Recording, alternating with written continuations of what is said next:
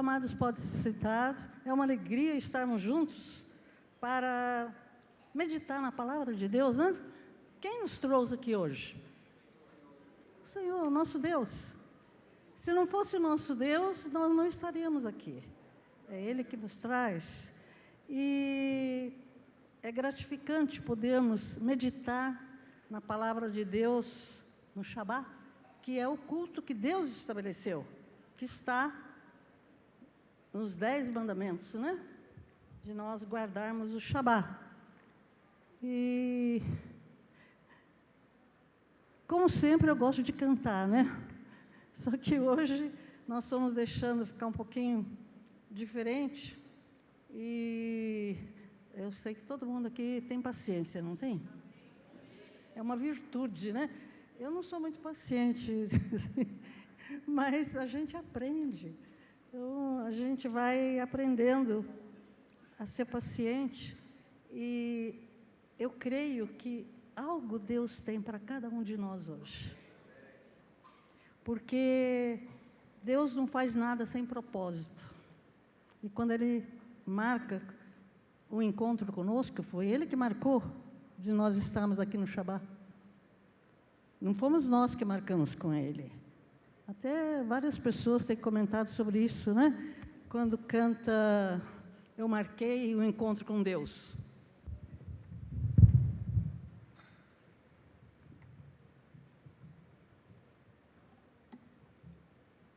Você baixa um pouquinho, senão fica muito...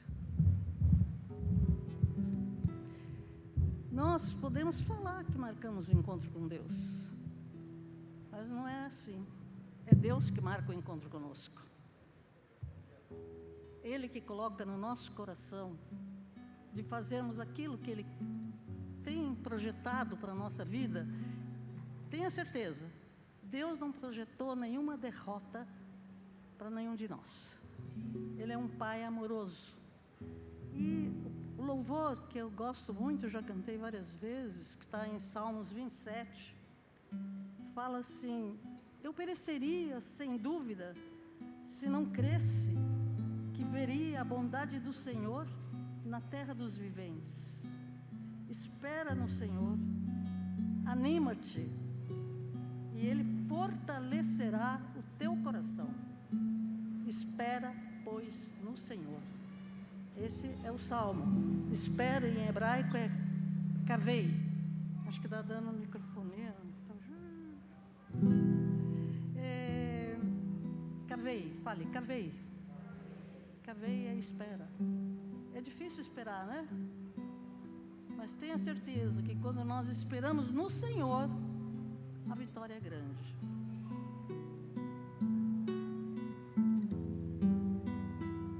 Lulei, lulei, amante lirot betuv Adonai.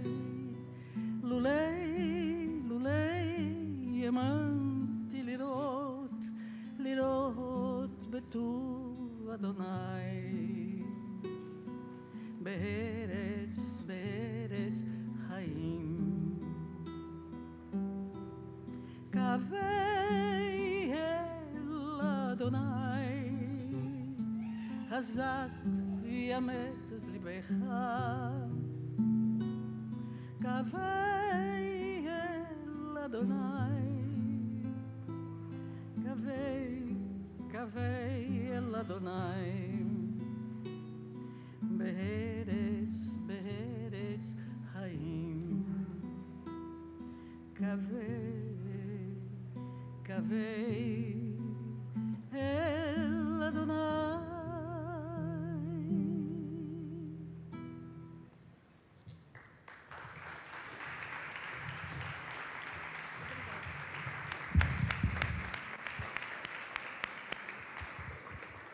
Kavei el Adonai, espera no Senhor. Se tem um lugar seguro de nós esperarmos, é no nosso Deus. E a palavra do mês que todos estão abordando é sobre o reino de Deus, não é? Então, o que é reino? Nós temos estudado isso e sabemos que é um lugar de governo onde as pessoas que estão como autoridade máxima, decidem as leis, decidem o que é que o povo... não mandei as crianças. Vamos abençoar as crianças para que elas recebam na linguagem delas, no entendimento delas, a porção que Deus tem para elas hoje, que sejam embaixadores, que tragam o reino para a terra, pisando todas as nações da terra. No nome santo de Yeshua. Bom, quanta criança linda, que coisa deliciosa, né? É uma esperança muito grande de ter criança. E o reino, então, é um lugar onde tem decisões para estabelecer para o povo. Lembra quando o povo de Israel queria um rei? E Deus falou para Samuel falar para o povo o que ia acontecer. As leis que seriam colocadas, como é que o povo ia ter que se comportar. Então, todo reino é desse jeito. Aqui na Terra, o reino humano, ele é transitório. Uma temporada tem um rei, ou uma autoridade, seja o nome que tiver essa autoridade, imperador, presidente, ministro, e depois, passa um tempo, muda, né? É transitório, é injusto, na maioria das vezes as leis não são justas, e, vamos dizer assim, o encargo sobre o povo é pesado. Mas não vamos falar sobre isso, vamos falar sobre bênção, né? E o reino de Deus não é assim. Ele é justo, ele traz alegria, traz, além da justiça, alegria, o que mais que ele traz? Paz, a verdadeira paz, que o mundo não dá. E nós sabemos que o reino de Deus, ele é sempiterno. Lembra dessa palavra, sempiterno? Que quer dizer o quê? Que não tem começo nem fim. Ele existe sempre. E o único reino sempiterno é o de Deus. Agora, além do reino dos seres humanos, que é um reino transitório, aqui na Terra tem o reino de Deus e tem o reino do diabo. Concordam comigo? Que Satanás reina aqui na Terra porque o homem deu o direito? Então, são dois reinos, né? Mas antes disso eu vou ler Daniel 4:3, quando ele fala sobre o reino sempiterno. Quão grandes são seus sinais, quão poderosas suas maravilhas. O seu reino é um reino sempiterno, e o seu domínio de geração em geração. Então, o reino de Deus existe sempre, e sempre existirá, independente do ser humano, e muito menos de Satanás, porque Satanás não faz nada aqui na Terra que Deus não permita. E a palavra reino de Deus é o tema de todos os ensinamentos de Jesus. Antes a gente só ouvia falar muito sobre salvação e quase nada sobre reino, né? E a palavra, essa expressão, reino dos céus, reino de Deus, aparece só nos 4 evangelhos, e no livro de Atos, só nesses 5 livros, aparece 133 vezes. Ou seja, é um tema que é repetido, e nós vemos que é o tema que Jesus abordava. Em Matitiarro 4:17, Jesus fala: desde então começou Jesus a pregar e a dizer: arrependei-vos, porque é chegado o reino dos céus. Continuando no Mateus, né, Matitiarro, agora verso 23, e percorria Jesus a Galileia, ensinando nas sinagogas, e pregando o evangelho do reino, e curando todas as enfermidades e moléstias entre o povo. Então, a primeira coisa o que fazia era ensinar sobre o quê? O reino. Por que será que é tão importante, né? E quando ensinou a orar, como é que era a oração que Jesus ensinou? Primeiro, para nós sabemos que nós temos um Pai. Então, Pai nosso que está nos céus.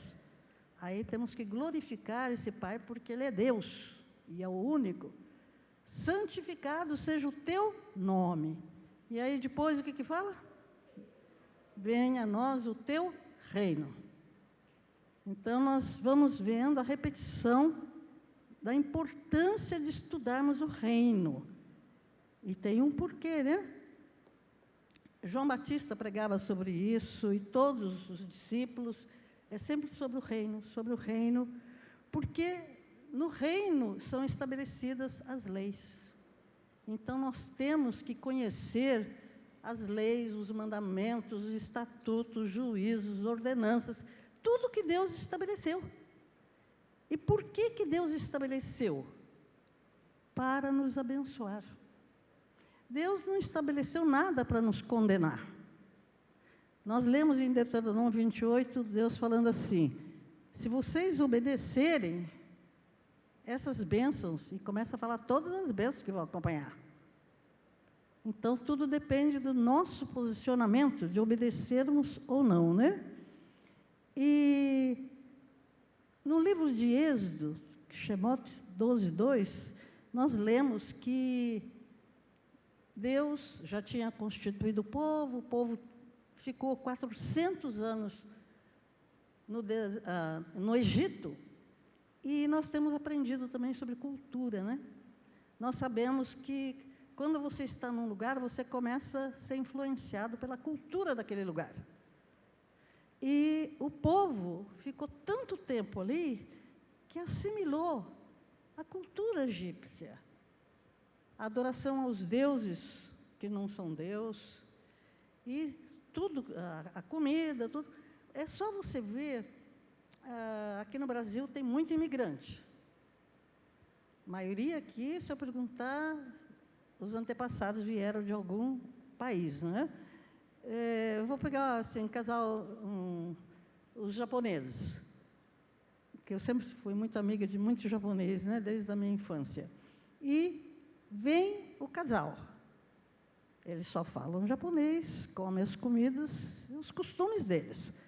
A segunda geração ainda fala mais ou menos. A terceira geração em diante já não fala mais nada. Já assimilou a cultura do país. Concordam comigo?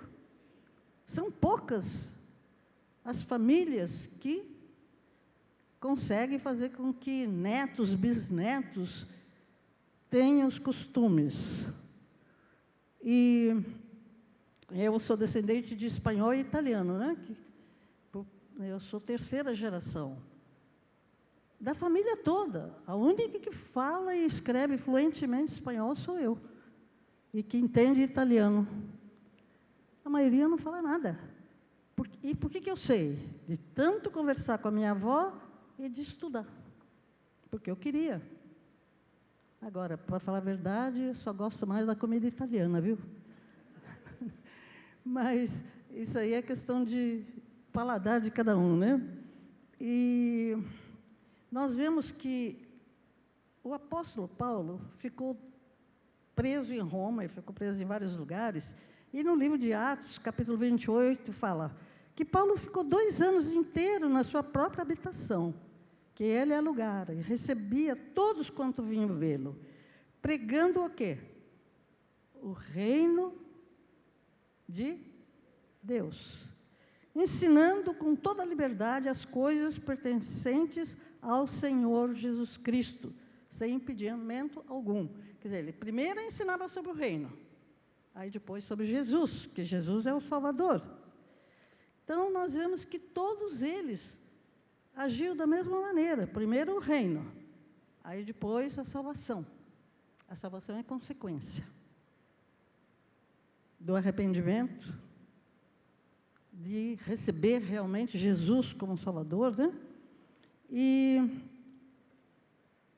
o Moisés ensinou antes de tirar o povo do Egito, ele já recebeu de Deus o calendário. Que todo povo tem calendário, né? Nós estudamos bastante sobre calendário e sabemos que existem muitos calendários. E os filhos de Deus não tinham calendário bíblico.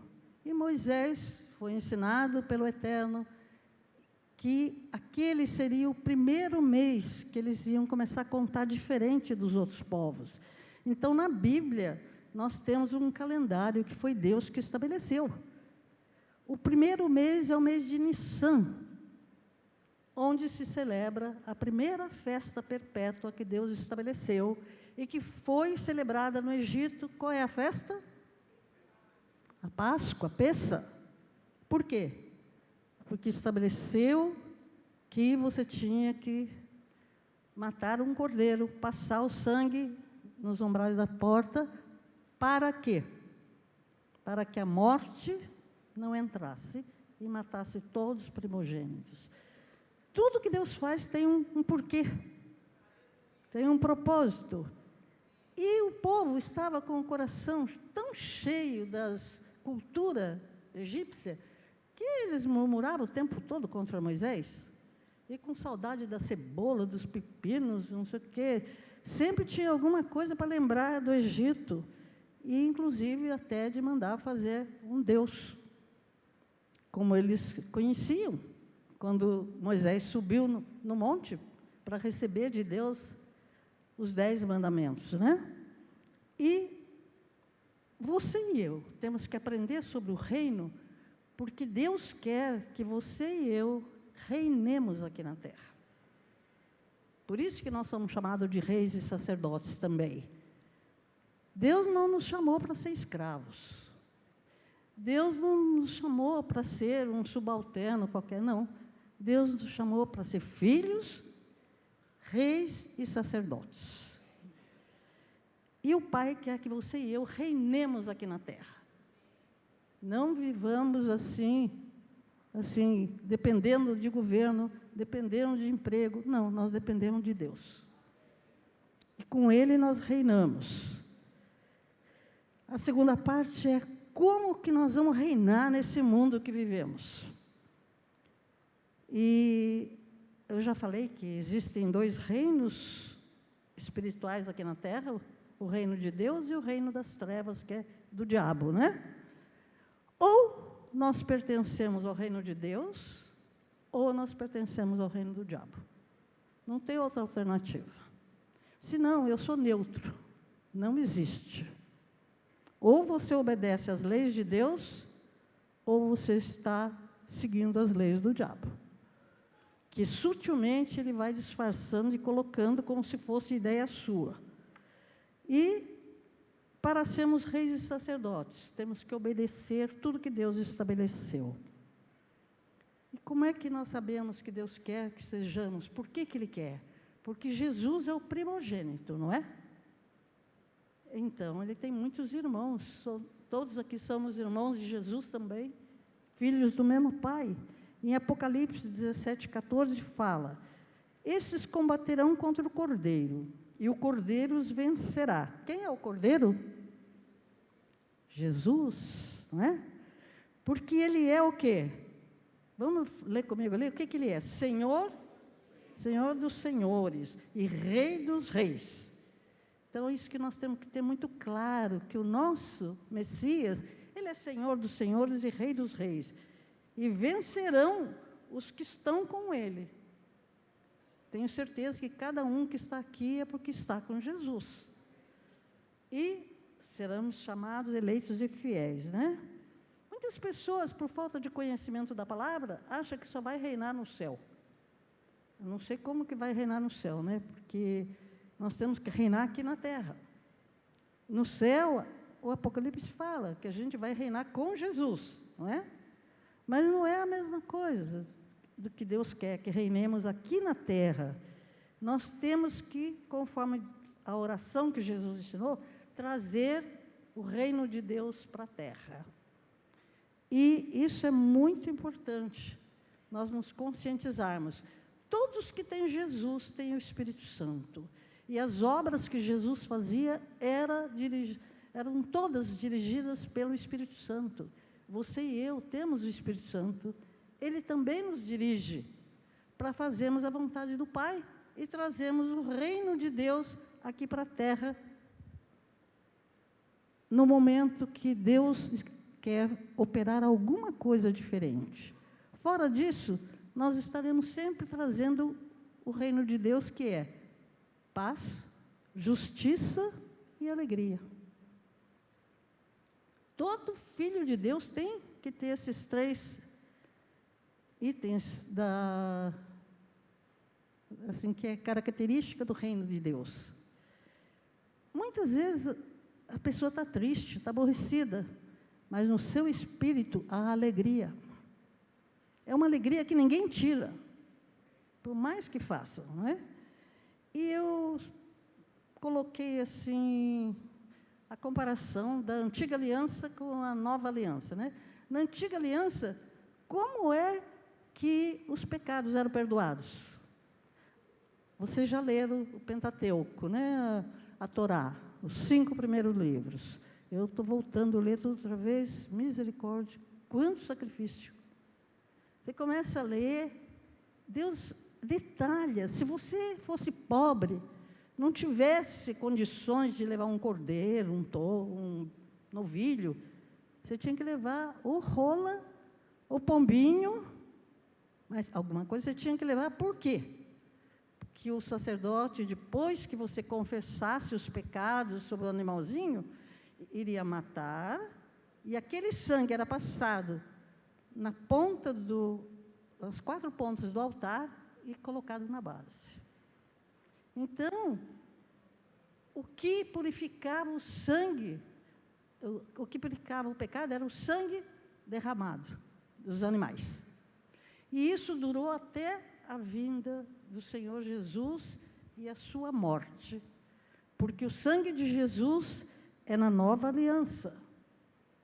E quando ele derramou aquele sangue na cruz, de uma vez por todas, não precisou mais sacrifício de animais.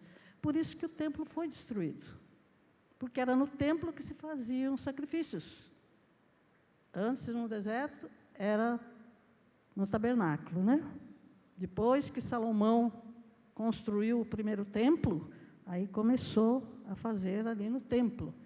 Acho que eu já falei isso uma vez, de uma curiosidade que eu tinha. Falei, meu Deus do céu, como matavam animais? Era tanto sangue. E como é que limpavam? Alguém aqui já me ouviu falar como é que limpava aquele sangue? Porque eu comecei a pesquisar aqui na palavra. Achei depois em Levíticos, acho que não sei se o capítulo 24, eu sei que Deus mandava fogo do céu e consumia todo aquele sangue.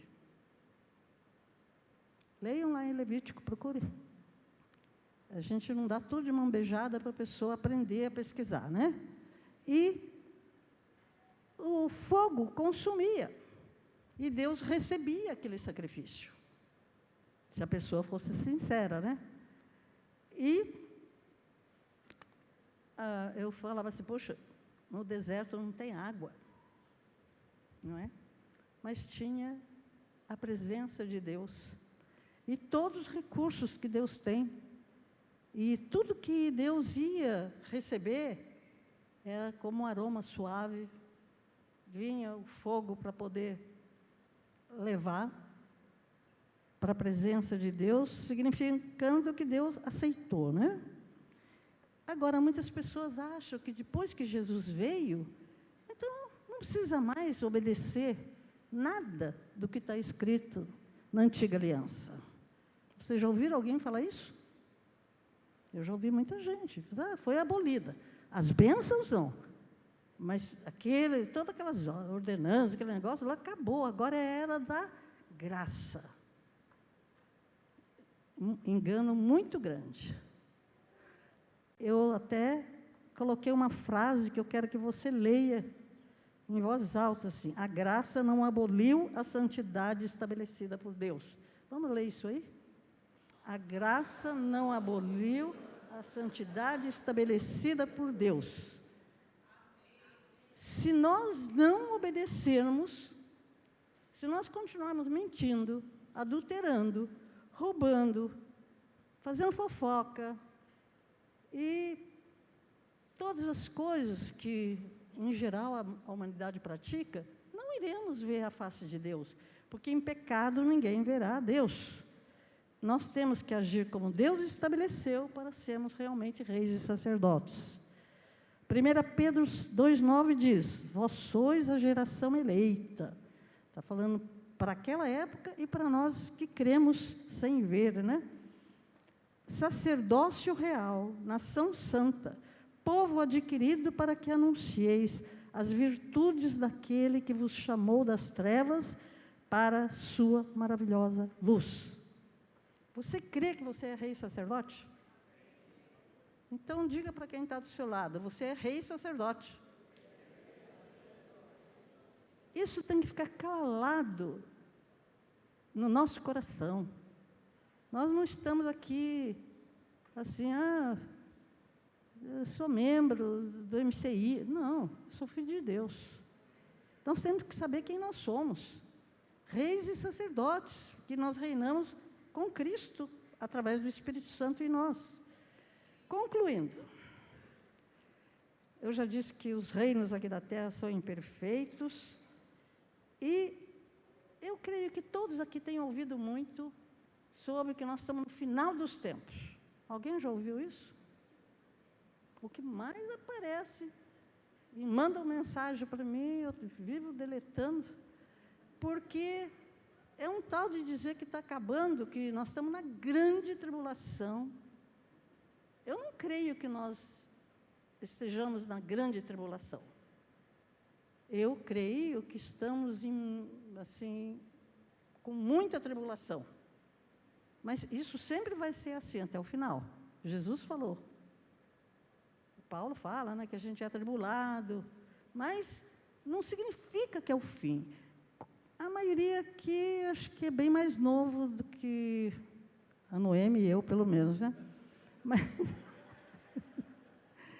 quantos lembram, antes do ano 2000, que só se falava no boom do milênio? Alguém lembra disso? Moisés, olha, aproximou aqui da Arca de Noé, porque eu lembro que era um falatório tão grande que o mundo ia acabar. O grande falatório não era só aqui, tá? Mas que o mundo ia acabar, tudo isso aqui. E muitas pessoas orientadas por seus líderes, sei lá, venderam até tudo que tinham. E ficaram na miséria. Muita gente se suicidou. E falavam assim, a gente ouve falar que até 2000 chegará. Não passará, aí o pastor Vando está lembrando bem, mas não passará de 2000. Passou ou não? Estamos todos aqui, estamos em 2023. Então, quando vocês ouvirem essas coisas, orem e vão para as Escrituras. O que a Escritura fala? E Jesus fala, quando os discípulos perguntaram, Jesus fala em Marcos 13, 22. Aquele dia e hora ninguém sabe, nem os anjos que estão no céu, nem o Filho, senão o Pai. Só Deus Pai sabe. Então, não adianta a gente ficar elucubrando, achando que isso, que aquilo. O que nós temos é que, conforme o pastor Vance falou um dia desse, várias pessoas aqui falaram, quando deram a palavra, ontem já passou. Você não muda o que passou ontem. Amanhã, você sabe se nós vamos estar vivos? Não sabemos. Então, nós temos que viver hoje. Hoje é fundamental. Então, em Hebreus, nós lemos 3,13. Exortai-vos uns aos outros todos os dias durante o tempo que se chama hoje, para que nenhum de vós se endureça pelo engano do pecado. Ou seja, quando a pessoa começa a pecar e repetir o erro, repetir o pecado, o coração dela fica endurecido. E eu creio que muitos aqui estão passando muitos problemas. Eu, pelo menos, tenho passado muitos problemas. Mas eu creio que, com Cristo, nós vencemos. Nós não podemos tirar os olhos do que a Bíblia fala a nosso respeito.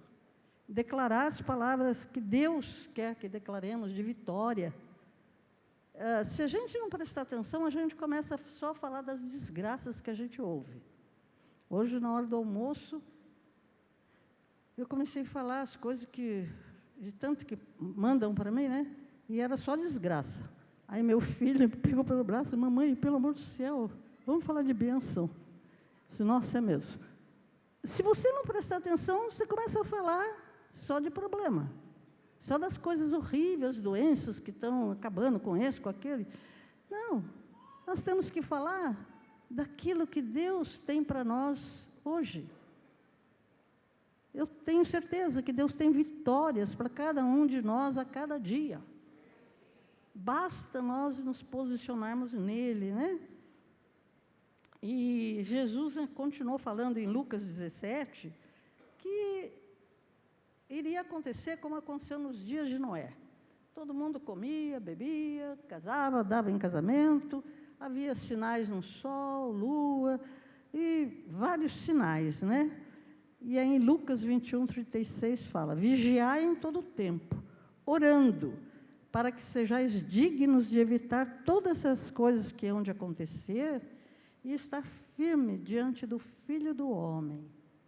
Ou seja, nós temos que orar, nos arrepender sempre, para permanecer em pé, porque senão a gente é abalado.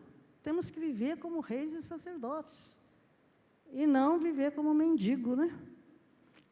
Então, o que é o reino de Deus? Já foi falado, mas eu vou repetir para poder enfatizar. Romanos 14:17. O reino de Deus não é comida nem bebida, mas justiça, paz e alegria no Espírito Santo. Então, são essas três coisas que nós precisamos levar onde quer que a gente vá. A primeira é a justiça de Deus. A maioria de nós tem mania de ser justiceiro, não sei se vocês, mas a minha família, principalmente do lado da minha mãe, aprendi muito isso. Então, tem que estar sempre se arrependendo e buscar a justiça de Deus e não a nossa, que a nossa justiça é falha. Então, nós temos que buscar que Deus haja e não nós, né? Por nós a gente já matava, né? Como os discípulos. Senhor, quer que mande fogo do céu e mate esses samaritanos? E Jesus falou o quê? Vocês não sabem de que espírito vocês são. Então, nós temos que buscar a justiça de Deus. Deus é longânimo, é misericordioso, e nós temos que ser assim também. A paz é Jesus em nós. Ele é a paz que excede todo entendimento. E a terceira coisa, a alegria no Espírito Santo, que domingo passado a apóstola Lúcia deu uma palavra tremenda sobre a alegria, né? No Espírito Santo. Então, onde você e eu entrarmos, nós temos que levar essas três coisas. A gente coloca o pé num shopping, no trabalho, na nossa casa, qualquer lugar. Temos que levar a justiça de Deus, a paz e a alegria. É importantíssimo que as pessoas vejam Cristo em nós. Para ver Cristo em nós, nós temos que levar o reino de Deus, como Jesus levava. E, quando você reflete Yeshua, você traz o reino de Deus para a terra. Nós temos que, dia a dia, procurar ter o caráter do nosso Mestre, nosso Senhor. Ultimamente, muita gente tem postado frases do Billy Graham. Vocês têm visto pela Face? Billy Graham foi um grande evangelista, batista. Eu não conhecia assim de conversar. Vi de longe porque foi em 1960, janeiro, que ele veio para um congresso lá no Rio de Janeiro, no Maracanã.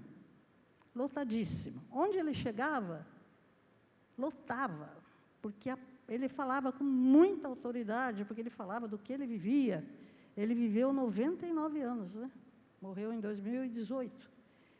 Mas foi um homem íntegro, que todos os dias ele orava muito e pregava o Evangelho de maneira assim, com autoridade, porque ele pregava o que ele vivia, né? E uma das frases que eu anotei, pedi até que colocasse, se na tua caminhada não bateres de frente com o diabo, é porque estás caminhando na mesma direção dele.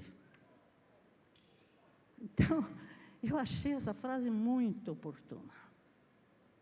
Nós temos que ver se realmente nós estamos de acordo com Deus ou de acordo com o mundo. Se estivermos de acordo com o mundo, pode ter certeza que não é com Deus que nós estamos. E depois eu separei uma outra frase que eu gosto muito, que eu já falei algumas vezes, que era falada pelo meu paizinho, Benedicto Kunderi, né, porque é italiano, que ele fala assim: olhe sempre para Jesus, porque senão você cai. Diga isso para a pessoa que está do seu lado: olhe sempre para Jesus, senão você cai. Nós não podemos tirar os olhos de Jesus. Ele é a nossa referência maior. Mas nós temos que conhecer as leis do reino do nosso Deus para mantermos a nossa salvação. Concorda comigo? Então, agora nós vamos participar da mesa, que é renovar a nossa aliança com Jesus. E eu gostaria de orar. Vamos ficar em pé e repetir uma oração comigo? Pode ser? Amém? Aí depois nós já vamos tomar a ceia e renovar nossa aliança. É bom levantar um pouco, né? Mudar um pouco de posição. E eu quero, se você sentir, a gente fala, eu quero que vocês tenham em mente o seguinte: quando alguém está aí na frente e fala, faça isso, faça aquilo, só faça se você sentir no seu coração. Se você não sentir que é para fazer aquilo, não faça. Fale com Deus. Não é? É o que eu acho. Mas então eu sinto que a gente vai falar do nosso coração para o coração de Deus. Então eu peço que ponha a mão no seu coração e repita: Pai, em nome do teu filho Yeshua, eu peço perdão pelos meus pecados, ao falar, ao agir, ao pensar, ao desejar, ao sonhar, dos pecados conscientes e inconscientes. Perdoa-me, Pai. Todas as vezes que eu demoro para perdoar alguém. E eu peço nesse instante, enche-me do teu amor de perdão, para que eu libere esse perdão para as pessoas que me fizeram mal. Eu os perdoo. Agora, se você tem alguém para perdoar, você fale o nome dela baixinho, não é para ninguém ficar sabendo, não. É você e Deus. As pessoas que precisam ser perdoadas por você. Porque você recebe o perdão à medida que você perdoa. Agora diga: eu os abençoo. Eu quero ser semelhante a Yeshua todos os dias da minha vida. Trazer o reino de Deus para a terra. Onde quer que eu entre. Que a tua paz, a tua justiça, a tua alegria se estabeleçam. Renovo hoje minha aliança contigo, Jesus. Ao comer do pão, que representa o teu corpo, beber do vinho, que representa o teu sangue, que purifica-me de todo pecado. Eu tomo posse das bênçãos, dessa aliança eterna que eu tenho contigo. Eu entrego o controle da minha vida nas tuas mãos. Confirma o meu nome no livro da vida. Doce Espírito Santo, orienta-me, assim como orientou Jesus, para que eu viva aqui na terra o que o Pai projetou para a minha vida, como rei e sacerdote. Amém. Agora vamos louvar. O pastor Vâncio já vai para a mesa, né? E nós vamos tomar a ceia, renovando essa aliança maravilhosa. E ao voltarmos para casa, alegre seu coração, porque você não vai sozinho. O Espírito Santo vai com você. Jesus vai com você. Amém?